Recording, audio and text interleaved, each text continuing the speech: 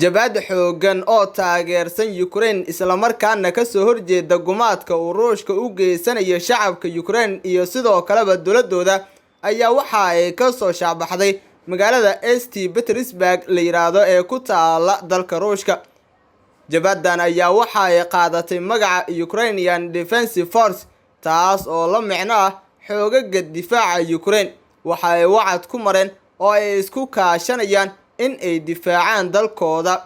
Waxa ay qoryaha u qaateen in ay ka hortagaan gumaadka qalafsan ee uu Ruushka u geysanayo shacabka Ukrainiyiinta iyo sidoo kaleba dowladooda.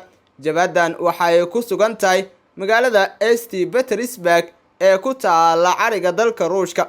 Waxa ay magaaladaasi ka bilowday in ay markaasi toogasho ku sameyso ama markaasiba toogasho u geysato shacabka halkaasi ku nool ee u dhashay dalka Ruushka iyo sidoo kaleba ciidamada halkaasi jooga. Waxaa la soo warinayaa in ay dad mas'uuliyiin ah toogteen oo waliba uu ku jiro nin markaasi madax sare ka ahaa ciidamada Ruushka oo halkaasi joogay ama markaasiba saldhig ku lahaa. Jabhadan ayaa waxa ay sheegtay oo ay warbaahinta la hadlaysay tibaaxday in ay dooneyso in ay ka hortagto waxa ay ugu yeertay waxa markaasi qalafsan ama wax sharci darro ah oo Ruushka ku sameynaya Ukraine, taas oo ay ku tilmaamtay in ay tahay arrin baalmarsan sharciyada caalamka u yaala. Waxa ayna sheegtay in ay dooneyso markan in ay hurdada ka kacdo oo ay difaacdo dalkeeda. Dhalinyaro, xirfadlayaal, aqoon-yahano, ganacsato iyo sidoo kaleba culimo ayaa waxa ay ku jiraan jabhadan. Waxa ayna doonayaan in ay isku kaashadaan sidii ay markaasiba xornimo ballaaran oo buuxda u gaarsiin lahaayeen dadkan adoomada u noqonaya Ruushka. Waxa ayna tibaaxeen in ay u baahan yihiin gargaar kaga imaanaya dhanka iyo quwadaha caalamka sida Mareykanka. Madaxweynaha Mareykanka Joe Biden oo khudbada caawa fiidka ah u jeedin doona warbaahinta waxa uu sheegay ama markaasiba dadka qaar ee taxliiliya siyaasadda bariga dhexe ay sheegayaan in uu khudbadaasi ku taageeri doono ciidamada markaasi falaagada ah ama jabhadan ka soo shacbaxday Ruushka, taas oo dooneysa in ay ka hortagto waxa ama ay ugu yeereen markaasi dagaalka ama weerarka aanan markaasi macnaha ku fadhin ee Ruushka ku qaaday magaalooyinka waaweyn ee ku yaala dalka Ukraine.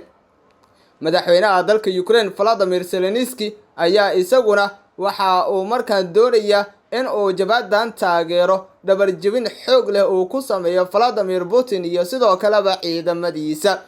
Vladimir Putin oo argagaxa markaasi laga soo tibinayo in uu markaan wajahayo ayaa waxa uu cararaya dalka Belarus oo uu markaasiba xulufo leeyahay ama markaasiba saaxiibtinimo ballaaran ay kala dhaxeyso. Madaxweynuhu waxa uu sheegay in uusan ku sii nagaan karin dalkan uu u taliyo ee Ruushka maadaama uu sheegay in ay jabhadan halis ku tahay amniga iyo sidoo kaleba xasiloonida magaalooyinka waaweyn ee ku yaala dalka Ruushka.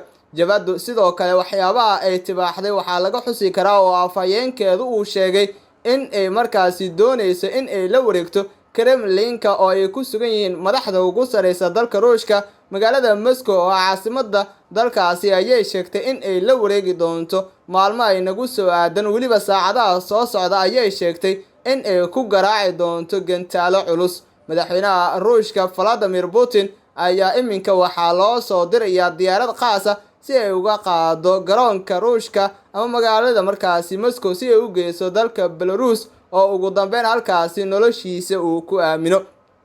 Ciidamada Ruushka ayaa iyaga heegan buuxa la geliyay. Nuclear-ka Ruushka ayaa isaguna waxa uu yahay mid markaasiba heegan la geliyay oo ciidamada markaasi loo tababaray in ay nuclear-ka ridaan ayaa iyaguna waxay yihiin kuwa markaasiba feejignaan dheeri ah ku jira oo waxa ay saacad walba dhegaha u taagayaan shanqarta ka soo yeerta magaalada St. Petersburg iyo waxa ay sameeyaan ciidamadan falaagada ah ama jabhadan taageersan Ukraine ee markaasiba looga dhawaaqay magaalada St. Petersburg la yiraahdo oo kamid ah magaalooyinka waaweyn ee ku yaala dalka Ruushka. Madaxweynaha Turkiga Recep Tayyip Erdogan waxa uu saacadaha soo socda diyaarado doonaya in uu ku qaado hub si loo geeyo magaalada Kiev oo caasimad u ah dalka Ukraine.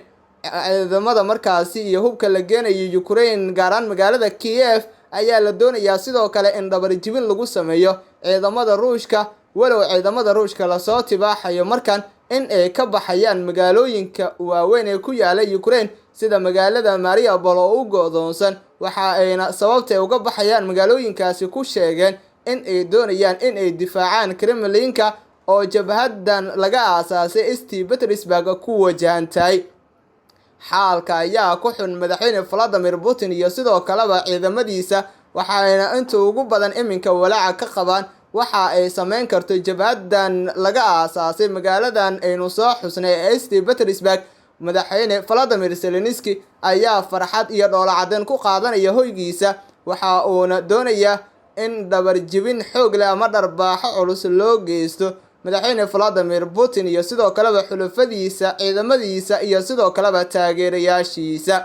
haddii xaalku uu sidan ku sii socdo, dagaalka ayaa noqon kara mid weji kala yeesha oo ciidamada Ukraine ayaa ka adkaan kara kuwa Ruushka oo iyagoo loo badanayay in ay ka awood sareeyaan kuwa Ukraine. dadka taxliiliya siyaasadda bariga dhexe arrintan waxay ku micnaynayaan mid la markaasi ku noqotay bulshada caalamka, waxayna sheegayaan in aysan tani ka dhicin dunida tan iyo markii markaasiba ay dhaceen dagaaladii waaweynaa ee dunida ka dhacay sida dagaalkii koowaad ee dunida iyo sidoo kaleba kii labaad. dagaalkii saddexaad ayaa cagta la gelinayaa haddii Ukraine markaasi la burburiyo oo markaasiba waxaa taageersan quwadaha caalamka ugu sareeya sida Mareykanka, Turkiga iyo sidoo kaleba Kuuriyada Waqooyi. Kim Jong-un oo ah markaasi madaxweynaha Kuuriyada Waqooyi, isagu waxa uu ka mid yahay dadka taageersan madaxweyne Vladimir Zelensky aragtidiisa ah in la iska difaaco ciidamada markaasi Ruushka. waxa uuna mar walbaba sheegay haddii markaasi magaaladiisa ama dalkiisa lagu soo riday gantaal ama markaasi la soo eegaba uu falcelin la yaab leh ka bixin doono, maadaama dalkan uu yahay dal aad u awood sareeya weliba haysta nuclear ka gudbaya qaaradba ka qaarad oo uu markaasiba ka kala gooshaya. xaaladan haddii ay isku sii cakirnaato waxaa inta ugu badan saameyn ay ku yeelanaysaa wadamada caalamka ku yaala oo idin, maadaama sicir barar xoogan oo iminkaba asiibay dagaalka Ruushka iyo Ukraine u dhaxeeya, kaas oo bilowday 24kii bishii aynu ka soo gudubnay ee Febraayo sanadkan 2022. jabhadan ka soo caanbaxday ama markaasiba ka soo shacbaxday dalka Ruushka ayaase dagaalka waxa ay u yeelaysaa weji kale oo xiiso leh. dagaalka ayaase maalmaha soo aadan waxa uu noqon kara mid markaasi saameyntiisa laga dareemo bariga dhexe, waxaana Ruushka iminkaba uu dalbanaya taageero halkii Ukraine ee maalmihii aynu ka soo gudubnay ee dalbanaysay taageero. wixii warar oo daawadayaal ku soo kordha xaalka Vladimir Putin iyo sidoo kaleba ciidamadan ku sugan markaasi magaalada St. Petersburg la yiraahdo ee ku taala Ruushka oo markaasi jabhad taageersan Ukraine waxa ay sameyn karaan iyo sidoo kaleba waxa ay sameeyaan. halkan ayaa daawadayaal idinku soo gudbi doona muuqaalkan. haddii aad daawatay waa kaaga mahad celinaynaa. muuqaalkan lag ayaa inoo saari karaysaa, waa ku soo biiri karaysaa channelkeena, subscribe ayaa saari karaysaa daawade, oo waxa aad fura karaysaa xitaa markaasi gambaleelka si durbadiiba ay ku soo gaaraan muuqaalada aynu halkan ku baayno. mahadsanid daawade sidaad u daawatay muuqaalkanna waanu kaaga mahad celinaynaa.